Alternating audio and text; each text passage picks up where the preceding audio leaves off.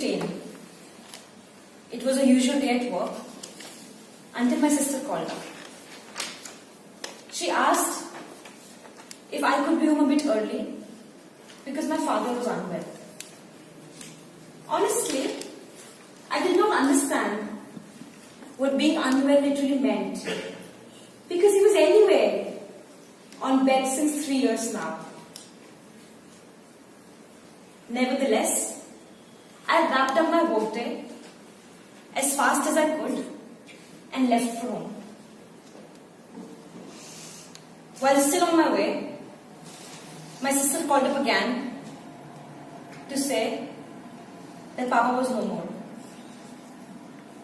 My father was no more.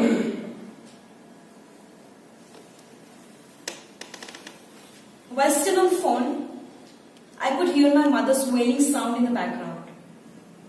Whereas I felt so stunned that I couldn't even cry. The only man who dominated most part of my life was gone. The only man who stood by me through every thick and thin had vanished. The only man whose hug made me feel warm and safe was nowhere to be found. Was this even real? Having lost complete sense of what, where and who I am, chills ran down my spine. Rest of the 30 minutes to my way home felt like 30 years. Somehow, they passed while I yelled and shouted and screamed and whatnot. I was going crazy.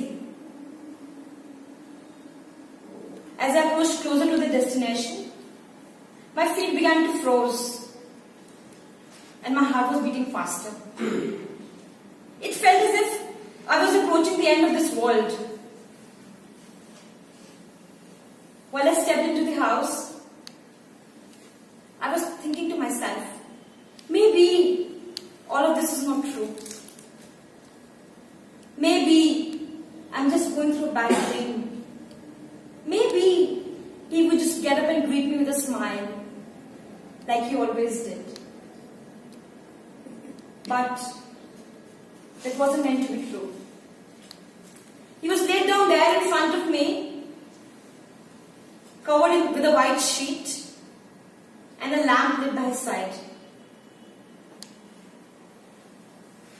His face was stiff and swollen, eyes closed, nose stuffed with cotton balls, a little smile on his lips, and one stubby cheeks were now drooping loosely. His hands, that were once filled with injections and drips, were completely free. Unbelievable as it was, I rushed towards him, hugged him, and broke down like never before. I turned towards my mother and my sister, and three of us cried mercilessly for hours to come. Since the cremation could happen only the next morning, three of us, all alone in that room, sat beside him throughout that long and fateful night. As a daughter, I grew up thinking of my father as the only pillar of my strength, the epitome of a real man. It was painful to realize that his death might not mean anything to anyone else in the outside world, but he was my real hero. To see him in a lifeless state shook everything that I knew of the world so far. Night turned into dawn preparations for cremation began. Along each ritual, I began to ponder about all those miraculous stories of people getting up from their deathbeds. But like my other hopes, this was dying too. We moved towards the cremation ground, and it fell upon me to lighten up the funeral pyre. While he was laid down on a pile of foods, the priest asked me to pour in some honey into his mouth. Tears trickled down my cheeks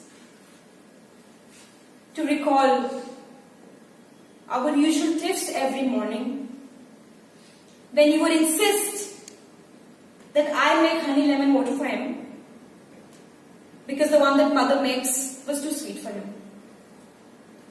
My last hope was that he would hold my hand and tell me, "You know, I don't like it that sweet." Away from my imagination, I was handed a bamboo stick to lighten up the pyre.